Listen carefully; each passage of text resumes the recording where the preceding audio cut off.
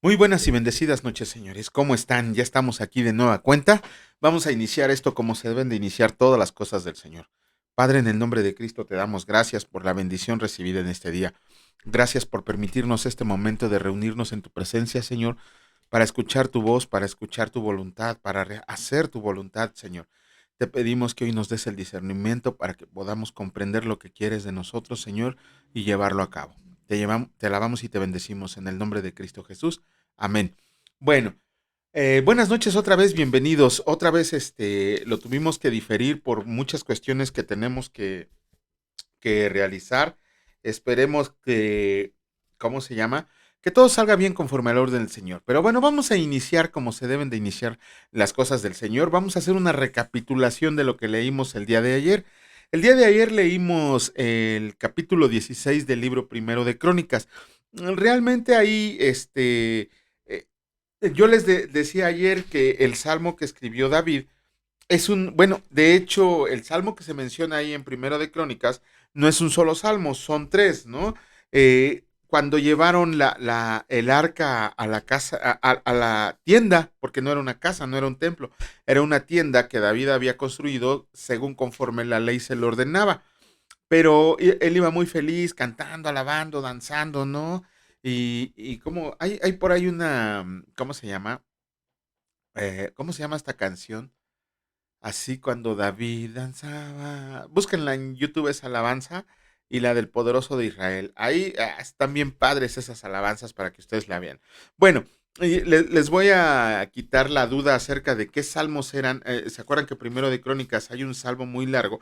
Bueno, es una combinación de los salmos 105 versículos 1 y 15, el salmo 96 versículos 1 al 13 y el salmo 106 de versículos 47 y 48. Ya para que nos quitemos esa duda, compárenlos y se van a dar cuenta que prácticamente es igual, ¿no? Pero vamos a comenzar con la lectura del día de hoy. En esta ocasión nos toca el capítulo 17 del libro primero de Crónicas. Y escrito está, Pacto de Dios con David. Aconteció que morando David en su casa, dijo David al profeta Natán, He aquí yo habito en casa de cedro y el arca del pacto del Señor debajo de cortinas. Y Natán dijo a David, Haz todo lo que esté en tu corazón porque Dios está contigo. En aquella misma noche vino palabra de Dios a Natán diciendo, Ve y di a David mi siervo, así ha dicho el Señor, tú no me edificarás casa en que habite, porque no he habitado en casa alguna desde el día en que saqué a los hijos de Israel hasta hoy. Antes estuve de tienda en tienda y de tabernáculo en tabernáculo. Por donde quiera que anduve con todo Israel, hablé una palabra a alguno de los jueces de Israel, a los cuales mandé que apacentaran a mi pueblo para decirles, ¿por qué no me edifican una casa de cedro? Por tanto, ahora dirás a mi siervo David, así ha dicho el Señor de los ejércitos, yo te tomo del redil de detrás de las ovejas para que fueras príncipe sobre mi pueblo Israel, y he estado contigo en todo cuanto has andado, y he cortado a todos tus enemigos de delante de ti, y te haré gran nombre como el nombre de los grandes de la tierra. Asimismo he dispuesto lugar para mi pueblo Israel, y lo he plantado para que habite en él, y no sea más removido, ni los hijos de iniquidad lo consumirán más como antes. Y desde el tiempo que puse los jueces sobre mi pueblo Israel, mas humillaré a todos tus enemigos. Te hago saber, además, que el Señor te edificará casa, y cuando tus días sean cumplidos para irte con tus padres, levantaré descendencia después de ti a uno de entre tus hijos y afirmaré su reino.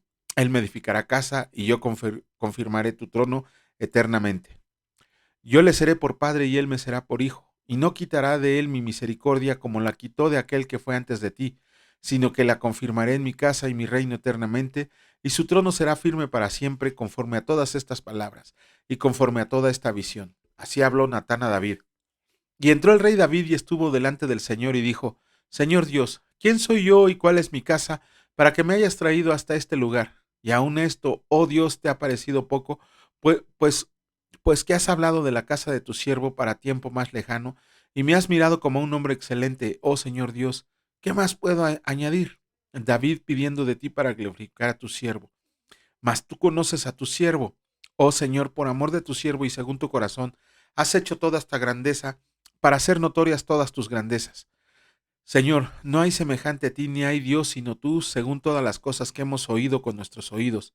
¿Y qué pueblo hay en la tierra como tu pueblo Israel, cuyo Dios fuera y se redimiera un pueblo para hacerle nombre con grandezas y maravillas, echando a las naciones de delante de tu pueblo que tú rescataste de Egipto? Tú has constituido a tu pueblo Israel por pueblo tuyo para siempre, y tú, Señor, has venido a ser su Dios. Ahora pues, Señor, la palabra que has hablado acerca de tu siervo y de su casa sea firme para siempre, y haz como has dicho. Permanezca pues y sea engrandecido tu nombre para siempre, a fin de que se diga, el Señor de los ejércitos, Dios de Israel, es Dios para Israel, y sea la casa de tu siervo David firme delante de ti, porque tú, Dios mío, revelaste al oído de tu siervo que le has de edificar casa. Por eso ha hallado tu siervo motivo para orar delante de ti. Ahora pues, Señor, tú eres el Dios que has hablado de tu siervo esté bien, y ahora has querido bendecir la casa de tu siervo para que permanezca perpetuamente delante de ti, porque tú, Señor, la has bendecido y será bendita para siempre.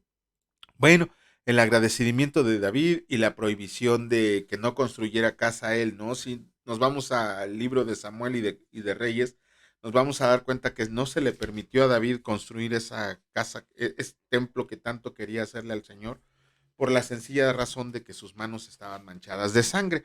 Pero bueno, ya el Señor le decía por qué, y aún así David le agradeció infinitamente por tanta misericordia. Vamos a recapitular lo que leímos lo que leímos en el libro de ayer, que fue el libro de Abdías. Un solo capítulo tiene Abdías. De hecho, el mensaje de Abdías es totalmente contra la nación de Edom. De hecho, la maldición que Dios le lanzó por medio del profeta Abdías fue tan fuerte que el día de hoy no se ha encontrado jamás ningún descendiente de Edom, que fue lo que le profetizó, que no quedaría ningún descendiente de ellos.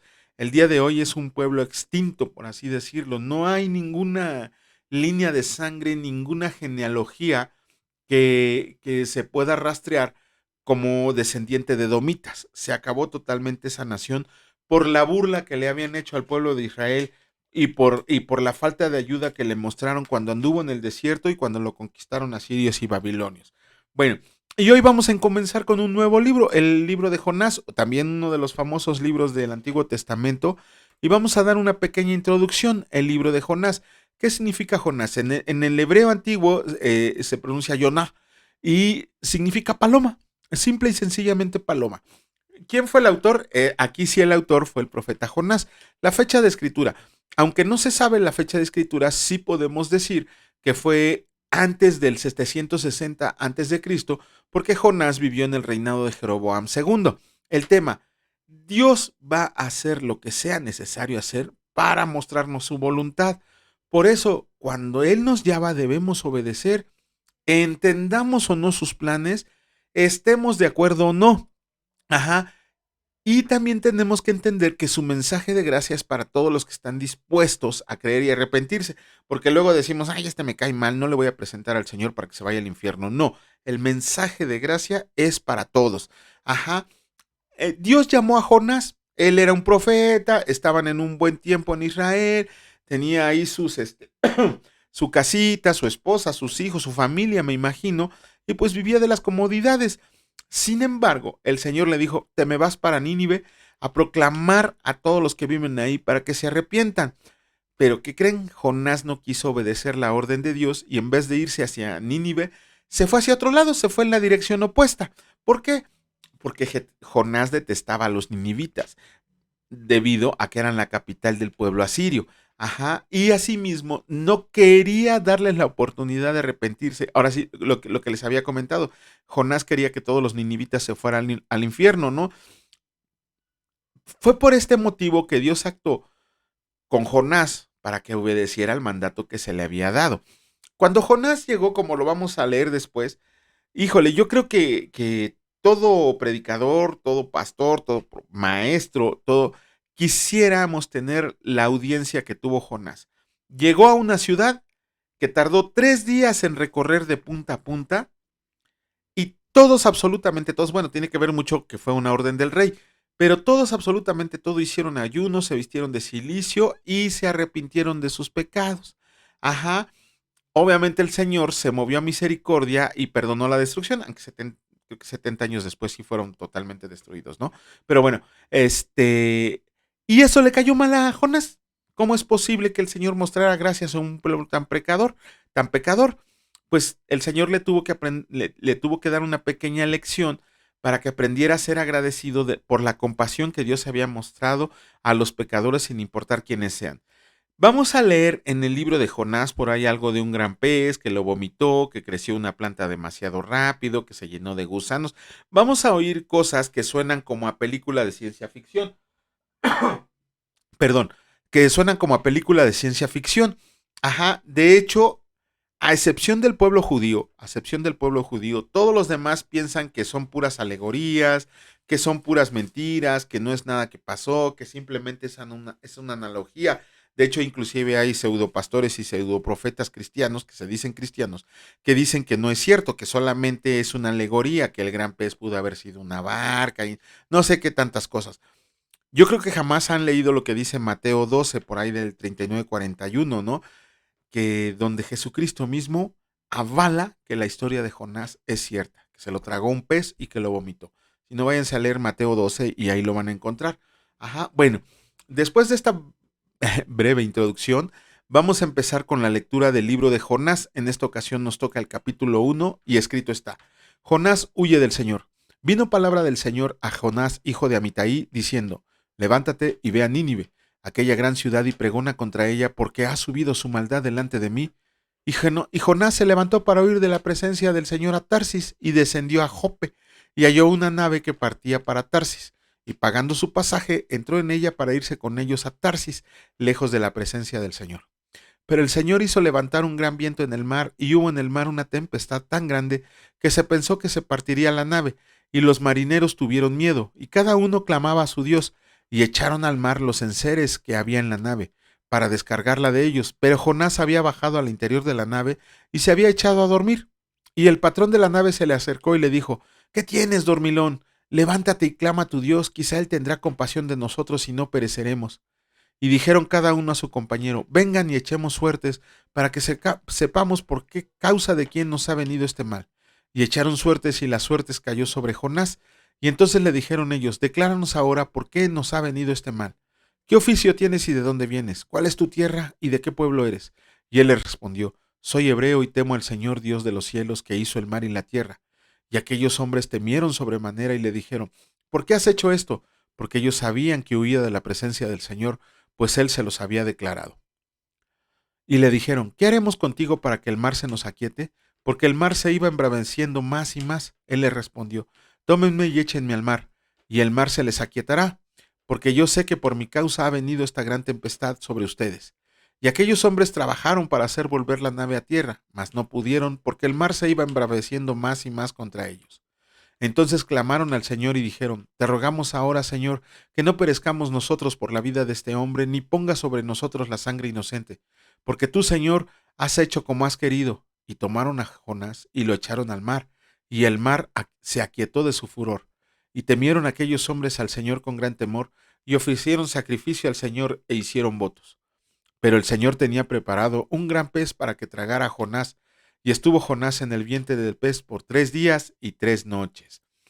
Bueno, si Dios lo permite, estaremos haciendo el comentario el día de mañana. En esta ocasión vamos a comenzar con la lectura del Evangelio de Lucas. Hoy nos toca el capítulo 6, pero antes vamos a hacer una pequeñísima, ¿cómo se llama? Un pequeño comentario. De todo lo que dice Lucas es importante, habría que estudiarlo a fondo. Sin embargo, vamos a centrarnos el día de hoy en el llamamiento de Pedro. ¿Quién era Pedro? Pedro era un pescador, y dice la palabra que toda la noche había ido a pescar con sus amigos y no habían pescado absolutamente nada. Y que llegó Jesucristo a la orilla del mar y le dijo a Pedro: echa tus manos para allá.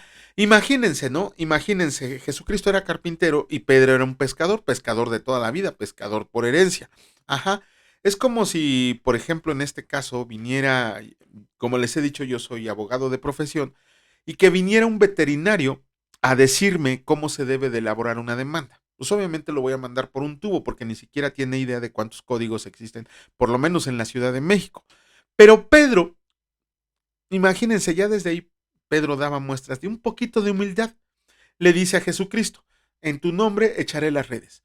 Y echó las redes, ¿y qué pasó? Dice la palabra que se llenaron tanto las redes que se estaban rompiendo y que tuvieron que llamar a otras barcas para que les pudieran ayudar con la pesca. ¿Qué nos da a entender esto? El Señor Jesucristo sabe dónde están los peces, sabe dónde están necesitados de la palabra del Señor. Ajá. Cuando el Señor nos dice, aquí echa tu red, no tenemos por qué estar preguntando, diciendo, pero pues aquí son puros ateos, aquí son católicos, aquí son testigos, nada. Si el Señor en ese momento dice, echa la red, es porque vas a pescar algo y con suerte pescas una multitud. Ahí vemos la humildad de Pedro que decía, ok, la voy a echar en tu nombre. ¿Qué? Imagínense la barca de Pedro que dicen que hasta se iba a voltear. ¿Qué problema era para Pedro? Pero imagínense ese tipo de problemas que nos diera el Señor, de pregonar su palabra y que tuviéramos tanta gente que nos estuviera escuchando, que no cupiéramos en donde estábamos, que ha pasado con muchas iglesias, que empezaron en una casita, en el patio de una casita, y ahora son unas iglesias con sus feligreses y que todavía conservan sana doctrina, ¿no? Que no se han perdido todavía en el mundo. Pero de esa misma manera nosotros debemos de obedecer. Cuando el Señor nos diga, tira la red, a tirarla y a pescar lo que se tenga que pescar. La segunda cosa que nos llama la atención es que Pedro de inmediato en su corazón o su espíritu reconoció a Jesucristo como Señor. ¿Qué le dice Pedro? Apártate de mí que soy hombre pecador, ¿no? Eso, cuando nosotros recibimos el bautizo del Espíritu Santo, es cuando de verdad valoramos el sacrificio que Jesucristo hizo por nosotros, que nos da vergüenza voltear a verlo, que saber que éramos unos infames, unos pecadores, unas personas que no merecían ninguna justificación y que Jesucristo dijo, por ti yo pago. Ajá. Por ti, Juanito, yo pago. Pero, pues, ¿cómo? Si tú conoces mi vida, sabes lo que fui, sabes lo que hice, sabes dónde estuve. No me importa. Yo por ti pago. Cuando tú comprendes eso, cuando reconoces a Jesucristo como el Señor de tu vida, cuando verdaderamente lo reconoces, que tienes ese bautismo del Espíritu Santo en ti, es cuando comprendes y valoras el sacrificio que ha hecho el Señor por ti y que nada de lo que hagas en esta vida, que nada de lo que hagas en esta vida, vas a poder pagarle algo de lo que ha hecho. Pero lo que sí tienes que hacer es trabajar al servicio del Señor en todos los aspectos de tu vida, no nada más en la iglesia. En todos los aspectos de tu vida tienes que trabajar para demostrar que estás viviendo la vida que Cristo quiere que vivas. Ajá. Y ya nada más. Jesucristo le contesta a Pedro, antes eras pescador de peces y ahora te voy a hacer pescador de hombres. ¿Sale? Cuántos de nosotros, cuando conocimos a Cristo, seguíamos así? Pero ahora, quien tiene un verdadero celo por la palabra, quien tiene un verdadero amor a Cristo, no hayas la manera de comunicar lo que Cristo haya hecho por ti y quieres que otras personas se acerquen a Cristo. Eh, yo me glorio en el Señor de tener a varias personas que aún siguen fieles a la palabra del Señor, Víctor, Jesús, Enrique, ¿cómo se llama este muchacho? Que me acabo de olvidar su nombre, ha de ser bien codo.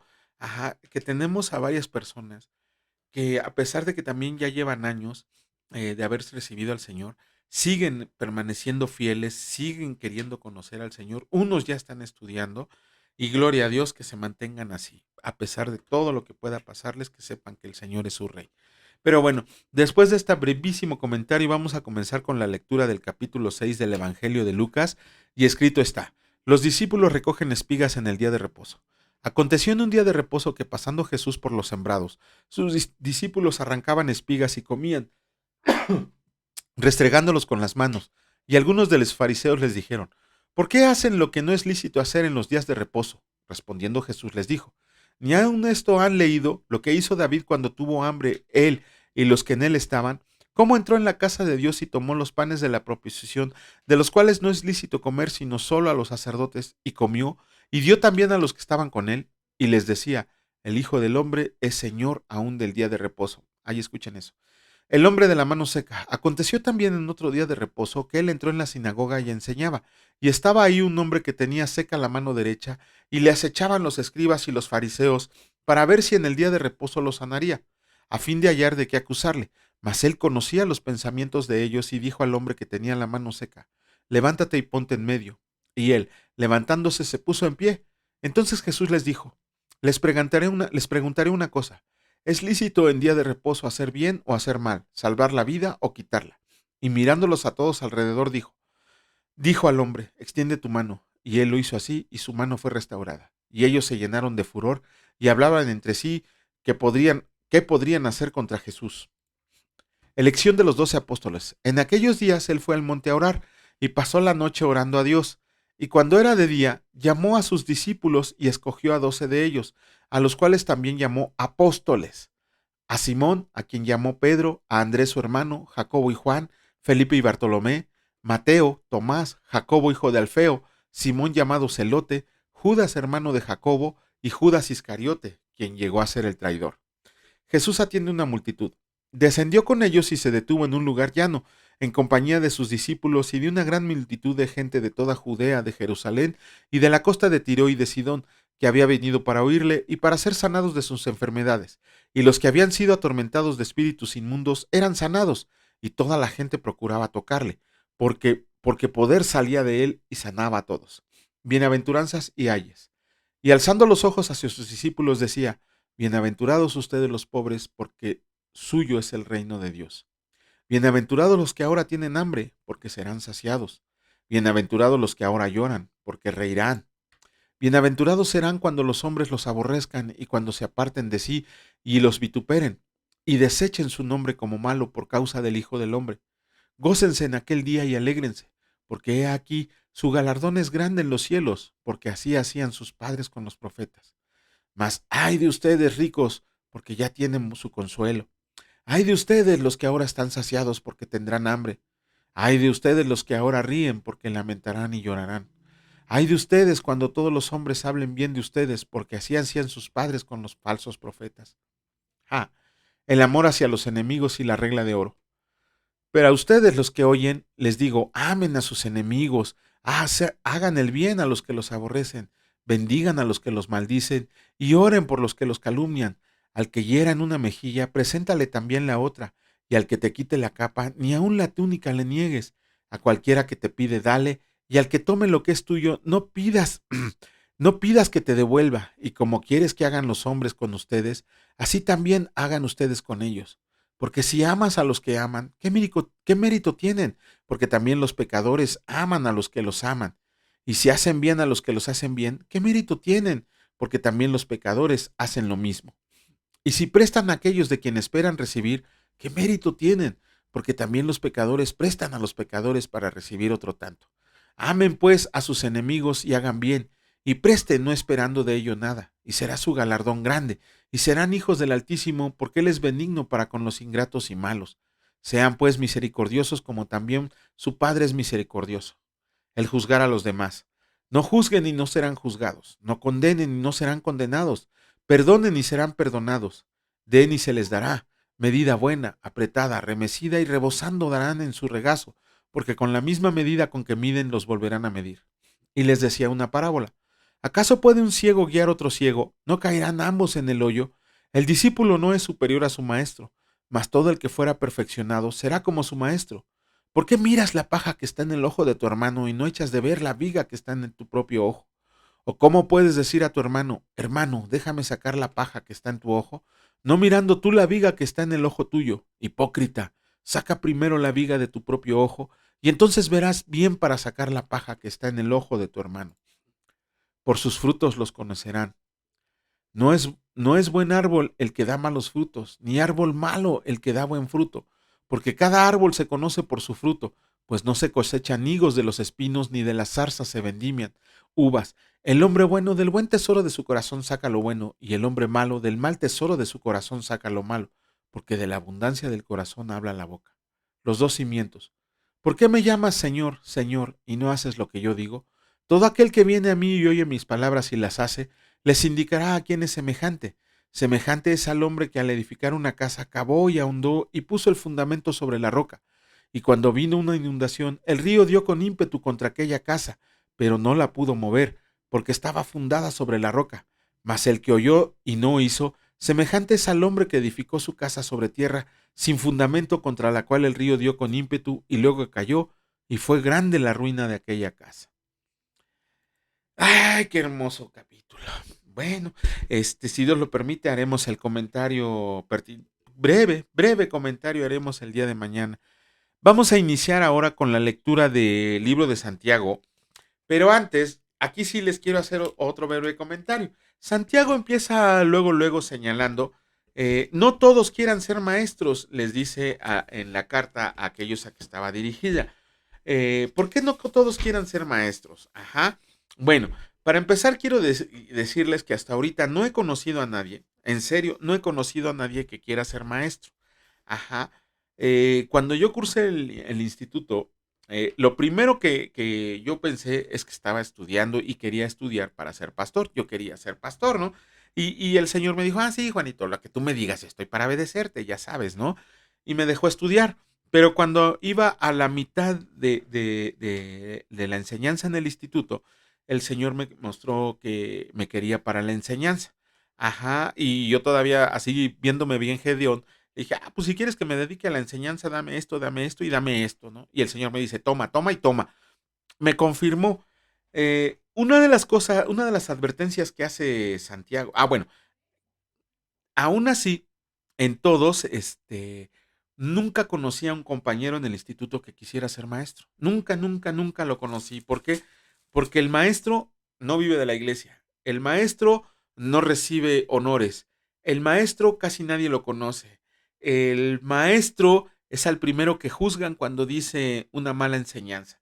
Ajá, el ministerio de maestro es el que está más en lo oscurito, es el que menos galardones o reconocimiento recibe en esta tierra, pero inclusive Santiago dice que van a ser juzgados con mayor severidad y está bien, porque imagínate si tú, lo que pasa ahora con los falsos maestros de por allá, que enseñan falsas doctrinas, no solo ellos se van a ir al infierno, sino todos aquellos a los que les enseñaron por hacerle caso a un hombre y no hacerle caso al Señor, por eso dejó su palabra.